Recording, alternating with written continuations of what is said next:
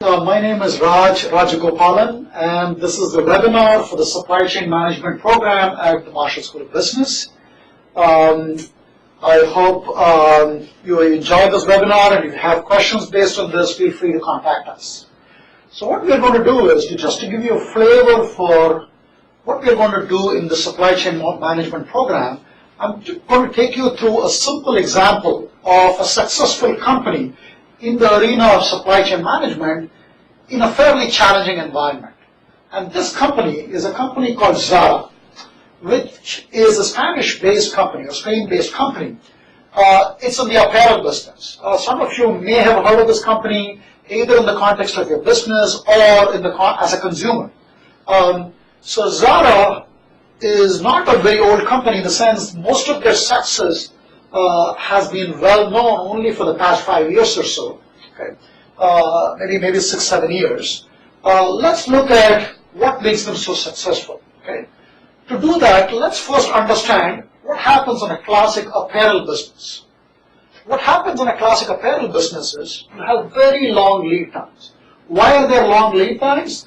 Because remember, in this business, you are essentially creating new products very frequently, because every year, for every season, you're producing a variety of different products, different sizes, different colors, different styles, different combinations, different fabrics.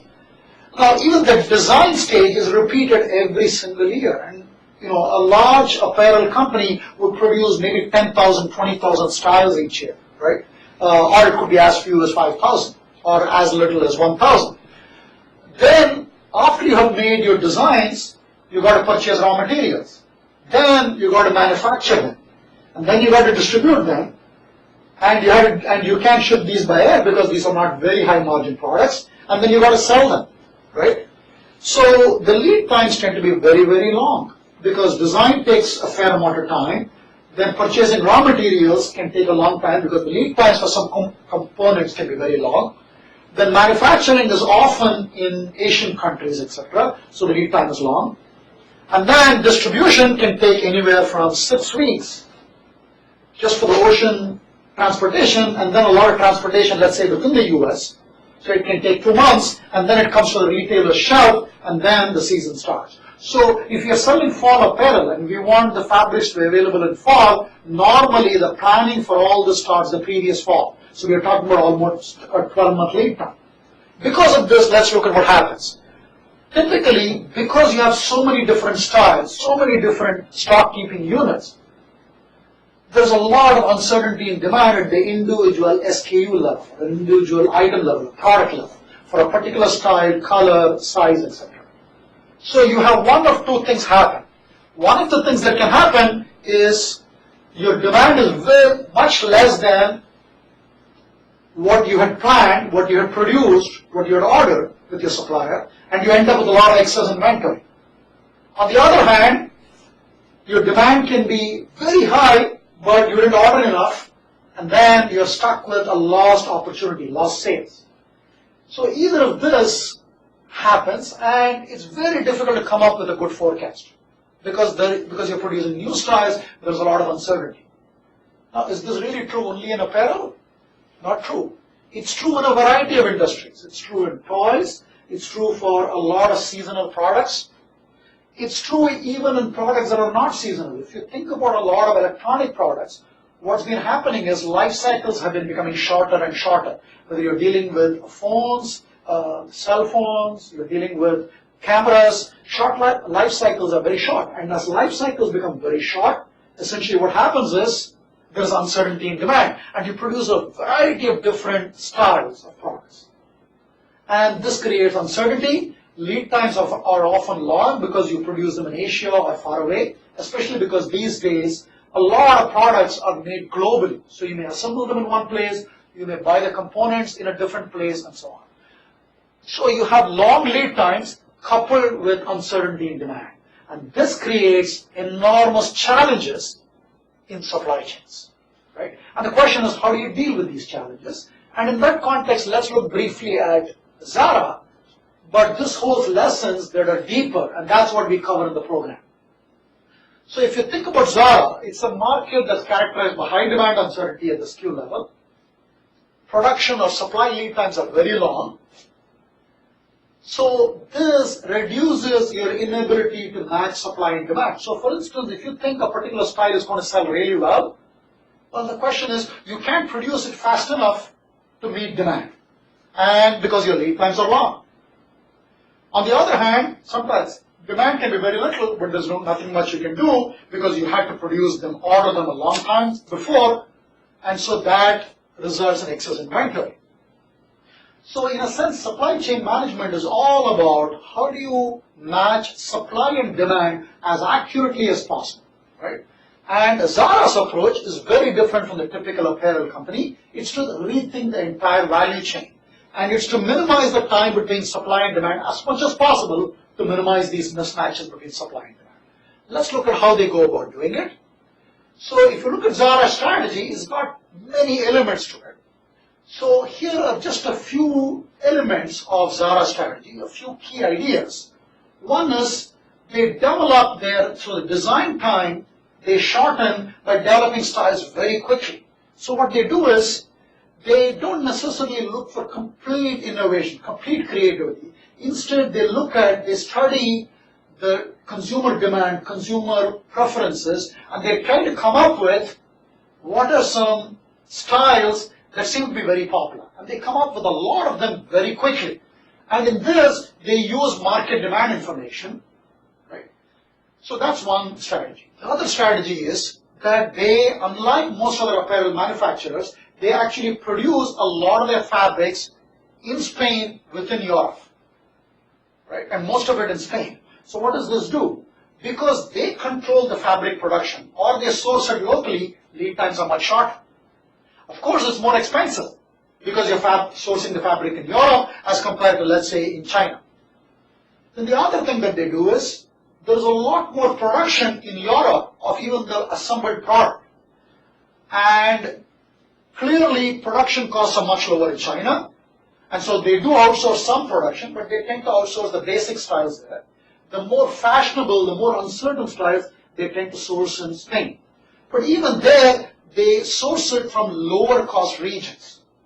They don't control the production of the fabric. The fabric they control, but not the assembled garment. Instead, they outsource it to lower level, lower wage regions within Spain, Portugal, etc.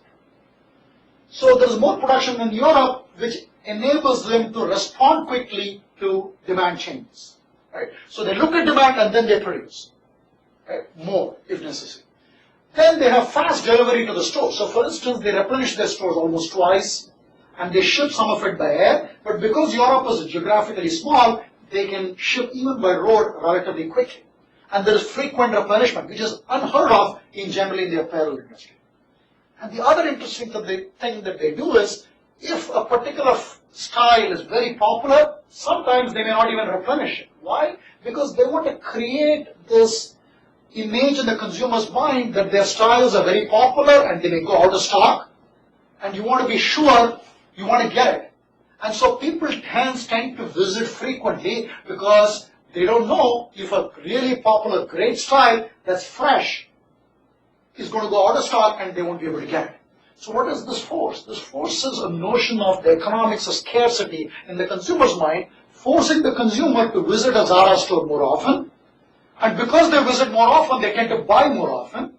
That tends to increase demand and actually reduce demand-supply mismatches. In terms of quality, you cannot say their products are of very high quality, but they are reasonably priced, they are good quality, and they look terrific.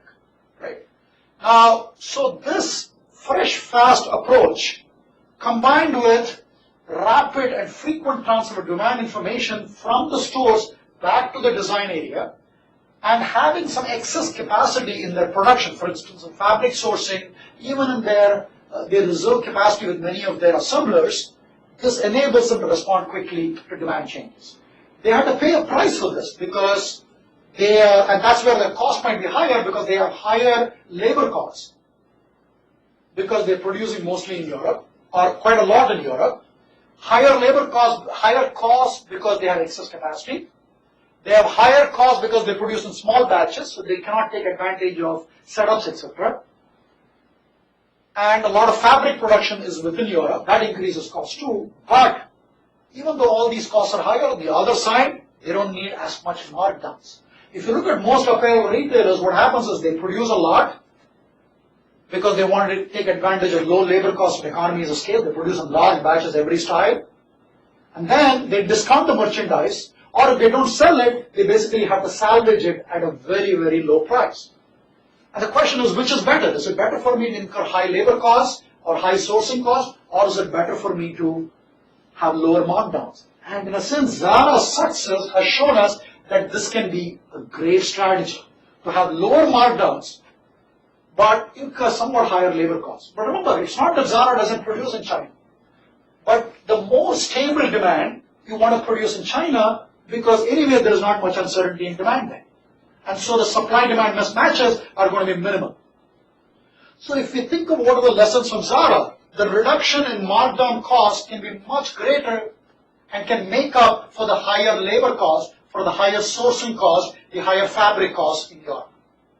And faster response in a supply chain eliminates inventory risk. And that can be one of the biggest risks in a supply chain when you have situation where there is demand uncertainty, which is true in many, many products, and then lead times are long.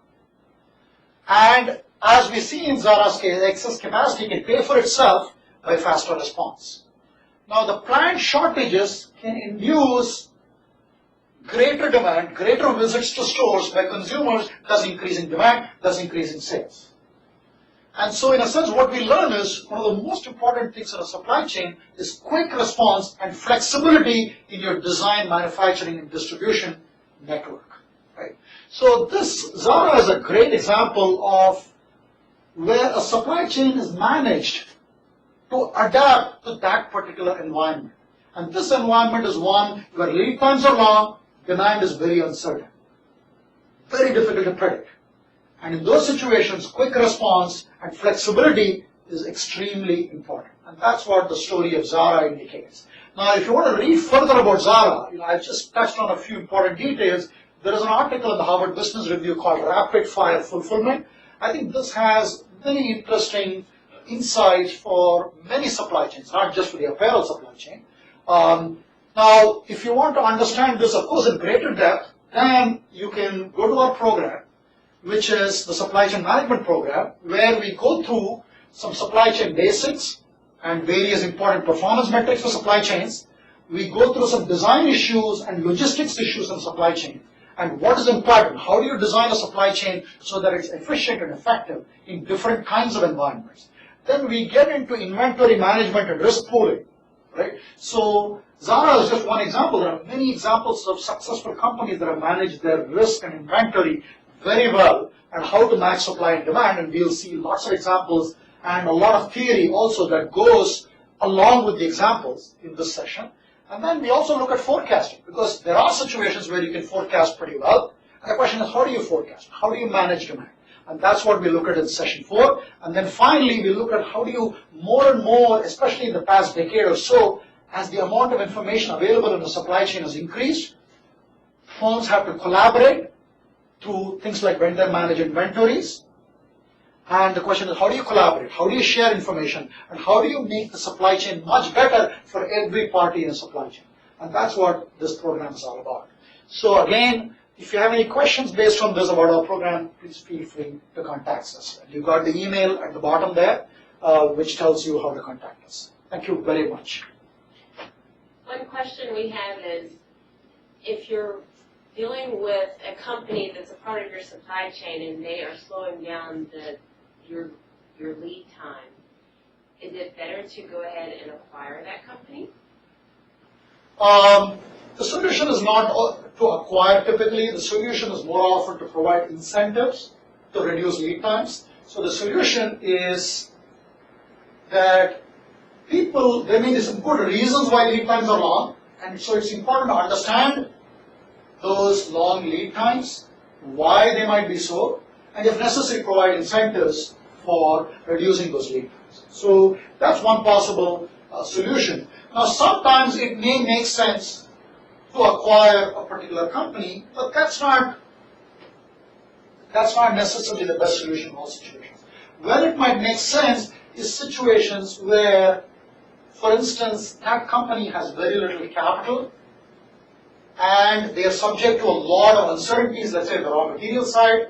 They cannot acquire the raw material easily. That's creating, let's say, long lead times, or they don't have the capacity, and so some capital infusion from you might help them increase their capacity, which could improve lead times. So again, it depends highly on the context as to what you would do. I am aware of situations where companies have acquired, but there are also situations where companies have actually allowed suppliers to supply them rather than them doing all the tasks.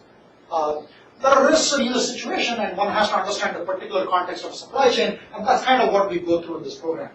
It's highly context specific. The question is, what are the nature of the factors that influence this decision? One other question. Could you provide an example of best practices in supply chain that's from another industry other than apparel? Okay. Another example of best practices in a supply chain is certainly, if you look at retail, Walmart is a great example of managing the supply chain extremely well. So let's look at some 2 or 3 elements of why Walmart has done such a great job in managing the supply chain. So one of the reasons is Walmart, because in the retail supply chain you have a lot of different products that you stock, you source them from all over the world, and there is a lot of uncertainty, and you can have hundreds of suppliers who supply that to you, both domestically as well as internationally. The question is, how do you manage all this, the flow of information as well as the flow of materials? So what are some of the things Walmart has done to achieve this? There are some 3 or 4 major things that Walmart did, and they did it before everybody else. One of the things that they did was they were among the first to get information about inventories at all their stores real time, both for internal decision making and to transfer the information to the suppliers, so that the suppliers can make better decisions. It's easy to blame suppliers if your lead times are long or if something goes wrong in your supply chain, but the suppliers need good information to make their decisions in a sound manner. And Walmart, using satellites, using sophisticated information technologies, right from the 70s, they started managing the information flow in such a manner that the people who make the purchasing decisions, who make production planning decisions in their suppliers, have information with them. So that's one. Number 2, they were the pioneer in cross-docking. So what is cross-docking? It's the ability to transfer your material as quickly as possible from the supplier to the retail stores. Material used to sit in various warehouses of the suppliers as well as Walmart's warehouses. And what did Walmart do? They came up with a wonderful innovation where they said product will come in from the suppliers to essentially a cross-dock facility, and the same day it will be sorted and shipped to the various stores in the particular region of the cross-dock. What does this do? It increases speed of flow of material.